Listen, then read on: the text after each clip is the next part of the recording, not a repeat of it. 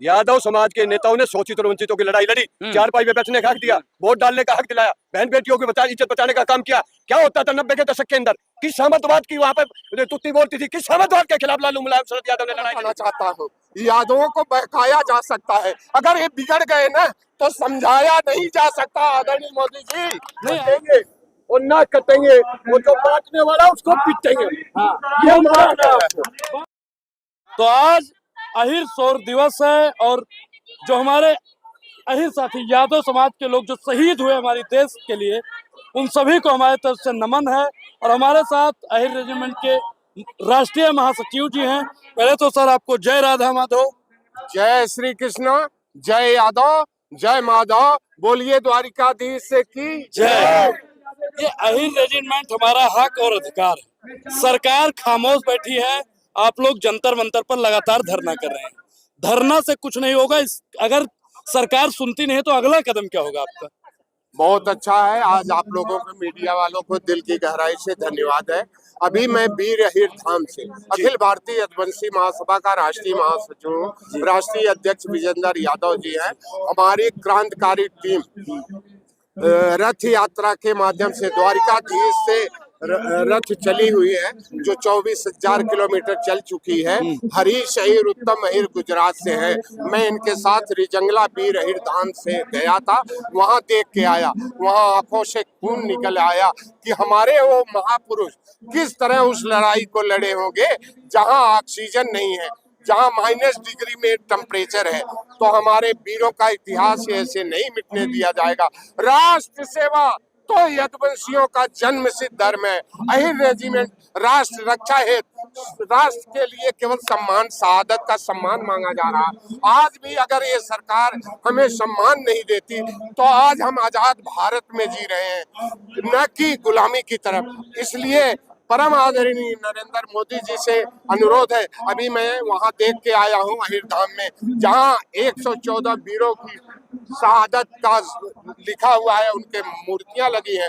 और 4 धाम, ओझा जी आप लोग मीडिया वाले सुन लो, 4 धाम तो सुने होंगे, 5वां धाम वीर अहिर धाम। किसी के नाम से कोई धाम नहीं है।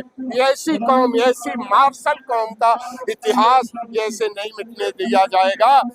गिरा जहां पर लहू यदुवंश वीरों का, वहां का पत्थर पत्थर जिंदा है, जिस्म नहीं पर नाम का अक्षर अक्षर जिंदा है। अक्षर अक्षर गढ़ लेना और शौर्य कभी जब सो जाए तो यादव महापुरुषों का इतिहास पढ़ लेना। ऐसा मेरा इतिहास है। तो एक यादव ने उंगली से गोवर्धन रोका था, तो आप लोग सरकार को रोक देंगे अगर नहीं मानी तो? ये ऐसा है, अभी तो हम लोग हाथ जोड़ते जोड़ते अभी तक आए हैं। इसलिए अगर सरकार, क्योंकि हम राष्ट्रभक्त मार्शल कौम है, राष्ट्रभक्त हैं, बिना कोई नुकसान किए जल्द ही हम 2-3 महीने के अंदर में अध्यक्ष जी हम मार्च में इसको रामलीला मैदान को आह्वान करेंगे। हाथ जोड़ने से मैं अब सभी 30 करोड़ यादवों को आह्वान करूंगा जी। हाथ जोड़ने से मिलता ना अधिकार कभी, उठो संगठित हो यदुवंशियों, सपना हो जाएगा साकार अभी। नहीं जानते क्या तुम यदुवंशियों, जैसे है सरकार अभी, झूठी देती आश्वासन और करती अत्याचार सभी। अरे देश प्रेम और बल पौरुषी, यही यदुवंश वीरों की निशानी है। और रेजिमेंट बना लो हे भैया, जिंदगी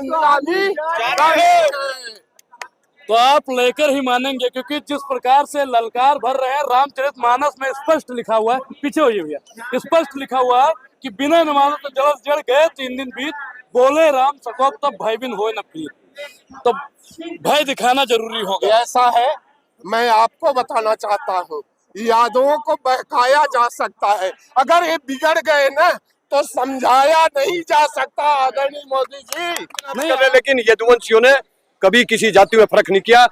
यादव समाज के नेताओं ने शोषित और वंचितों की लड़ाई लड़ी, चारपाई में बैठने का हक दिया, वोट डालने का हक दिलाया, बहन बेटियों की इज्जत बचाने का काम किया। क्या होता था 90 के दशक के अंदर?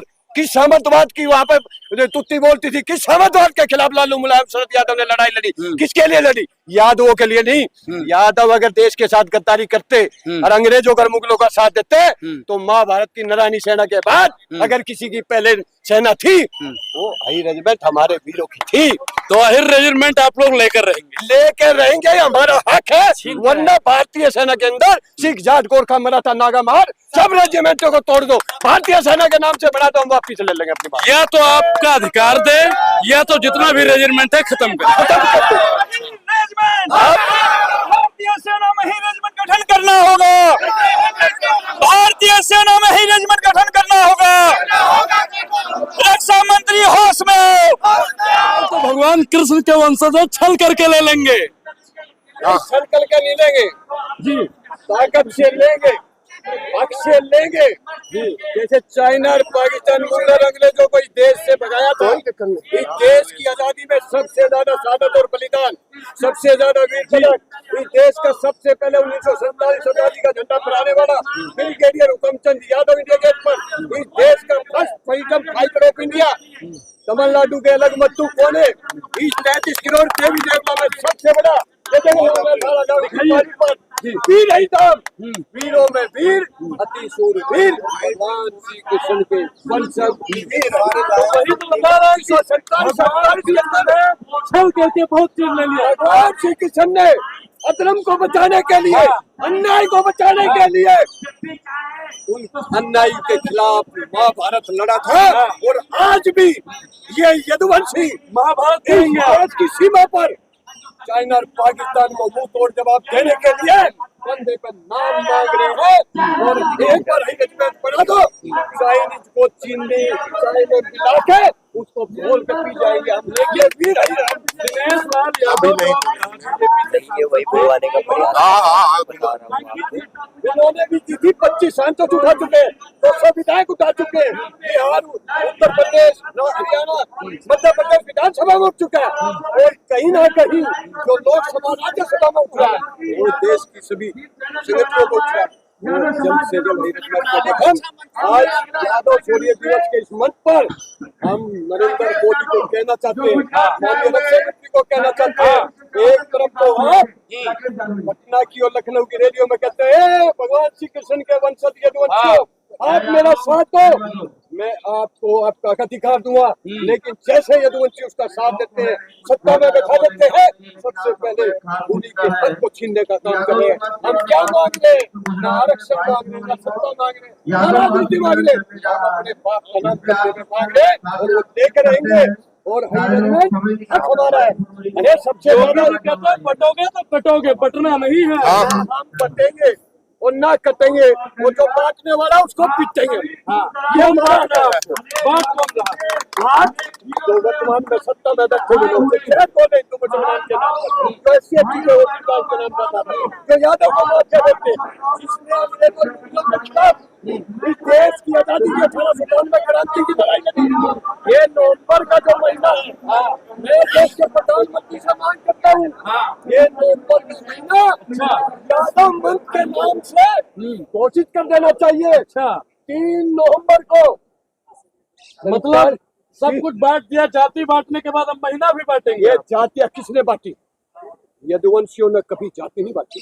लेकिन गीता में तो स्पष्ट लिखा भगवान कृष्ण ने जाति बनाई। ऐसा भगवान श्री कृष्ण ने कभी किसी जाति नहीं बनाई और किसी जाति में फर्क नहीं कहा। उसने कहा वासुदेव कुटुंबकम, उसने सबको छोड़ने का काम किया और हम भी सबको छोड़ने का काम कर रहे हैं। अगर सीमा पर हमारे की बात कर रहे हैं, अगर नवंबर को यादव महीना कर इसलिए करना चाहिए। इस नवंबर के महीने में 3 नवंबर को 47-48 में 800 पठानों को मार गिराया, जम्मू को बचाया। इस 16 नवंबर को आज 16 नवंबर को 1857 की क्रांति मोमबत्तियां जलवा के नेतृत्व में की, अंग्रेजों के खिलाफ लड़ाई हुई। 18 नवंबर जिसका आज हम बढ़ा रहे, 120 शहीदों ने चाइनीज के 300 चाइनीज को मार गिराया और युद्ध विराम करने पर